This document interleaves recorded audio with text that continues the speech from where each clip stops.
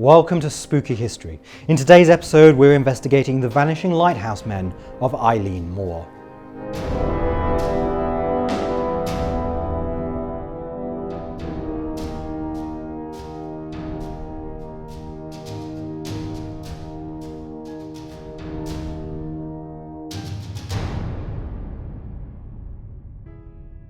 Today we're beginning the episode with an excerpt from the poem Flannan Isle by Wilfrid Wilson Gibson, first published in 1912.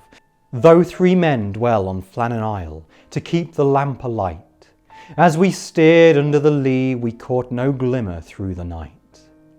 A passing ship at dawn had brought the news, and quickly we set sail to find out what strange thing might all the keepers of the deep sea light.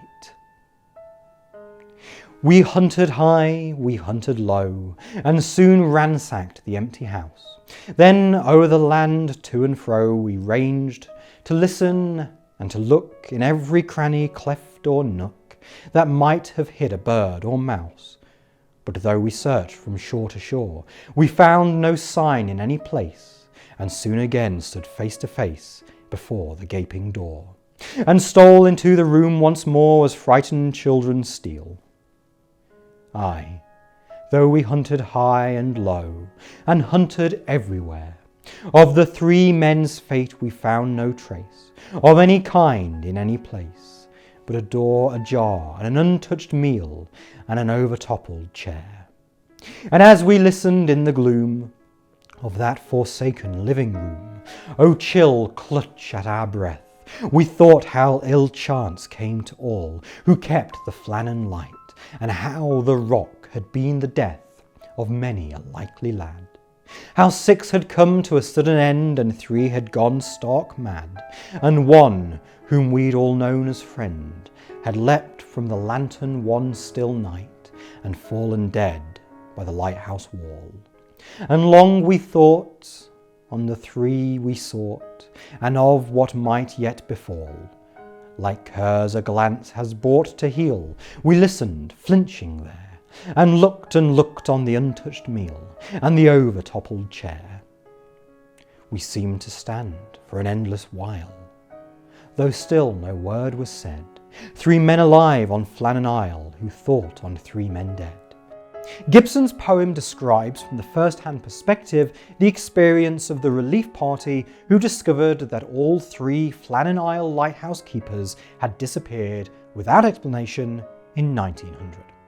The lighthouse stands alone on the highest point of Eilean Mor, one of the Flannan Isles in the Outer Hebrides, an island chain off the west coast of mainland Scotland. They were perhaps the most remote part of a collection of 65 odd islands, 50 of which are currently uninhabited. To the south, the closest land is the abandoned Isle of St Kilda, 40 miles away. To the west, it is the coastline of North America, more than 2,000 miles away. The Flannan Isles are known as the Seven Hunters, and the only pre-existing structure on them was a small ruined chapel in Eilean Mor, believed to have been built by or in honour to St Flannan, a 7th century Irish missionary who gave his name to the rock formation. A lighthouse keeper there would have a lonely job, though an obviously necessary one. Being separated from each other and isolated from the rest of Scotland, ships are of a prime importance, as was the route the islands are on. In the past, many ships coming from or going to America were claimed by the stormy seas the area is known for. Modern investigation systems now minimise the dangers, and Flannan Isle Lighthouse was once such a cutting-edge innovation. Standing 23 metres high, it was built between 1895 and 1899. All of the materials used had to be hauled up the 45-metre cliffs directly from supply boats at the only 2 possible landing sites, and a railway track was built to facilitate the transport of provisions for the keepers and fuel for the light. In December 1900, barely a year after it had first been lit, the lighthouse was manned by 3 experienced men: James Ducat, the senior member of the team and a married man and father of 4, Thomas Marshall, who kept the official log, and Donald MacArthur, who was covering for a sick keeper and was himself married with 2 children. The first record that something was abnormal on the Flannan Isles was on 15th of December 1900 when the steamer Arctur, on a passage from Philadelphia to Leith, noted that the light wasn't blinking as it should have been. A relief vessel, the Lighthouse tender Hesperus, reached the island at noon on the 26th of December, delayed by the bad weather. When they got within sight of the island, the relief crew saw that the flagstaff had no flag and all of the usual provision boxes were still on the landing stage for restocking. More ominously, none of the lighthouse keepers were there to welcome them ashore or to answer Captain Jim Harvey's blowing of the ship's whistle and firing of a flare. A boat was launched and Joseph Moore, the relief keeper, was put ashore alone. He found the entrance gate to the compound and the main door both closed, the beds unmade, and the clock stopped. He went back to the landing stage to pass on his discoveries and then climbed back up to the lighthouse with Hesperus's second mate and a seaman. A further search revealed that the lamps had been cleaned and refilled. A set of oilskins was found, suggesting that one of the keepers had left the lighthouse without them, and there was no sign of any of the keepers neither inside the lighthouse nor anywhere on the island. Moore and 3 volunteer seamen were left on the island to attend the light, and Hesperus returned to Lewis. Captain Harvey sent a telegram to the Northern Lighthouse Board dated 26th of December 1900 stating, "A dreadful accident has happened at the Flannans. The 3 keepers, Ducat, Marshall and the Occasional, have disappeared from the island. The clocks were stopped and other signs indicated that the accident must have happened about a week ago. Poor fellows must have been blown over the cliffs or drowned trying to secure a crane." On Eileen Moor, the men scoured every corner of the island for clues as to the fate of the keepers. They found that everything was intact at the east landing, but the west landing had been severely damaged by recent storms. The official investigation into the incident stated that some of the damage to the west landing was difficult to believe unless actually seen. A box at 33 metres above sea level had been broken and its contents strewn about. Iron railings were bent over, the iron railway by the path was wrenched out of its concrete, and a rock weighing more than a ton had been displaced.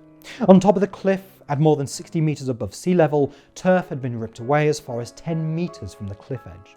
The report concluded that on Saturday the 15th of December, Ducat and Marshall had gone down to the western landing stage and that MacArthur, the Occasional, had left the lighthouse during heavy rain in his shirt sleeves, and that an extra large sea had rushed up the face of the rock, had gone above them, and coming down with immense force had swept them completely away.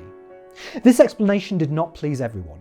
As the report itself recognised, it was a breach of Northern Lighthouse Board rules for the light to be left unattended, and it seemed odd for a man to go into a storm capable of such damage in only his shirt, especially if he had the time to carefully close the lighthouse door and gate. Many newspapers and periodicals printed alternative explanations, including that a sea serpent or giant seabird had carried the men away, that they had arranged for a ship to take them away and start new lives, that they had been abducted by foreign spies, or that they had met their fate through the malevolent presence of a boat filled with ghosts known as the Phantom of the Seven Hunters. The legend states that the Phantom was unhappy about the intrusion of modern life and outsiders into its home, which unfortunately included the new lighthouse and its crew, though it refrained from hurting any of the people who replaced them over the subsequent 71 years. All of these theories add rather than explain the mystery, as none of them are particularly plausible. The 1912 ballad Flannan Isle by Wilfred Gibson only added to confusion, referring to many of the tragedies on the island when only one is confirmed: the death of a construction worker while the lighthouse was being built. The poem also erroneously described an overturned chair and uneaten meal laid out on the table, indicating that the keepers had been suddenly disturbed, details commonly added to stories about strange disappearances, as we saw with the Mary Celeste. Later still, a logbook was discovered showing the lighthouse crew behaving very strangely and describing storms that were not witnessed anywhere else. It has since been argued that this entire record is fake, as the log was intended merely to note weather conditions and statuses of the lighthouse on a regular basis, rather than as a diary for personal information on your co-workers. Retellings of the story have only grown more fanciful, with events apparently inspiring a story of the classic era of Doctor Who, The Horror of Fang Rock, and the 2018 film The Lighthouse, starring Robert Pattinson and Willem Dafoe.